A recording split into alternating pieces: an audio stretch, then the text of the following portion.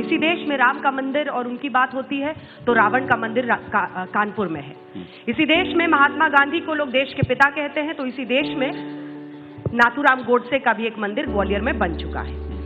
जब इन दोनों से ना हिंदुत्व को खतरा होता है ना दूसरे से देश की सोच को खतरा होता है, तो एक अलाउद्दीन खिलजी और एक जयसी की 700 साल पुरानी कविता पर बनी फिल्म से कैसे देश को खतरा हो सकता है? सेंसर बोर्ड नहीं, मुख्यमंत्री बैन बोर्ड बन गया है। नहीं, हम लोगों ने इस बारे में हम लोगों ने देखिए, उत्तर प्रदेश पहला स्टेट है जिसने सूचना और प्रसारण मंत्रालय को पत्र लिखा, और हम लोगों ने पत्र इस बात को लेकर के लिखा।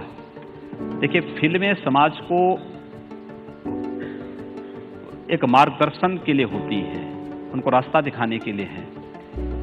फिल्म का मतलब समाज में उपद्रव पैदा करना नहीं होना चाहिए। फिल्म समाज के सौहार्द को बिगाड़ने वाली नहीं होनी चाहिए, समाज को दिग्भ्रमित करने वाली नहीं होनी चाहिए, और ऐतिहासिक तथ्यों के साथ छेड़छाड़ करने वाली भी नहीं होनी चाहिए। इतिहास हमारे मार्गदर्शक हैं।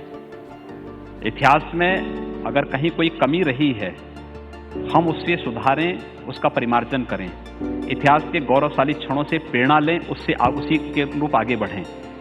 लेकिन अलाउद्दीन खिलजी को नायक के रूप में प्रस्तुत करके एक भारतीय रानी, जिसके जौहर पर आज के परिप्रेक्ष्य में जौहर को कोई उचित नहीं मानेगा, लेकिन जिसने अपने सम्मान की रक्षा करने के लिए उस समय जौहर व्रत लिया था, हम उसकी अवहेलना करें, उसको हम बहुत गलत तरीके से प्रस्तुत करने का प्रयास करें। पर योगी जी, मुझे लगता है तोड़ मरोड़ करके ऐतिहासिक तथ्यों के साथ छेड़छाड़ करने की छूट किसी को नहीं दी जानी चाहिए, और प्रत्येक की भावनाओं का सम्मान करते हुए उसको आगे बढ़ाया जाना चाहिए। और इसलिए हम लोगों ने पत्र भी लिखा कि ऐतिहासिक तथ्यों के साथ किसी भी प्रकार की काट छांट नहीं होनी चाहिए, एक। और दूसरा, नगर निकाय के इलेक्शन है, 1 दिसंबर को हमारे यहाँ काउंटिंग है, फिल्म रिलीज होगी, हम सुरक्षा मुहैया उस दौरान नहीं करा पाएंगे, क्योंकि हमें अपने प्रदेश के अंदर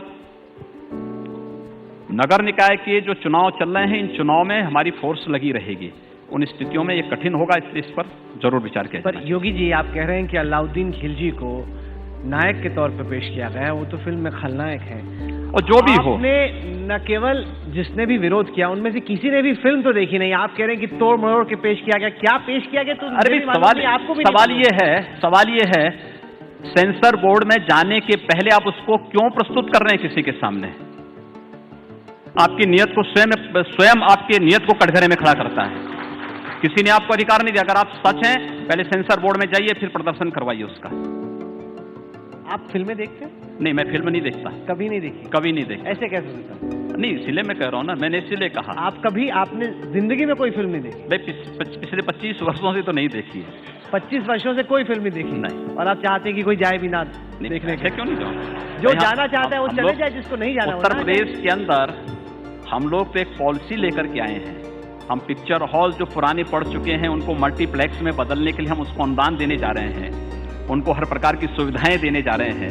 आप कैसी बात कर रहे हैं? पर ऐसे तो बड़ा मुश्किल नहीं हो जाएगा फिल्मकारों के लिए फिल्म बनाना कि कौन किस चीज को लेके क्रोधित हो जाए, विवाद खड़ा कर दे? ऐसे तो कोई फिल्म ही नहीं बनेगी। ऐसा नहीं, बहुत अच्छी फिल्में बन रही हैं, बहुत सारे लोग अच्छी फिल्में बना रहे हैं। उत्तर प्रदेश उसको प्रोत्साहन दे रहा है। आज के दिन पे 4 ऐसी फिल्में उत्तर प्रदेश के अंदर जो बन रही हैं, उनको हम स्वयं अनुदान उत्तर प्रदेश के अंदर दे रहे हैं। बहुत सारे ऐसे लोग हैं जो अच्छा कार्य करना चाहते हैं।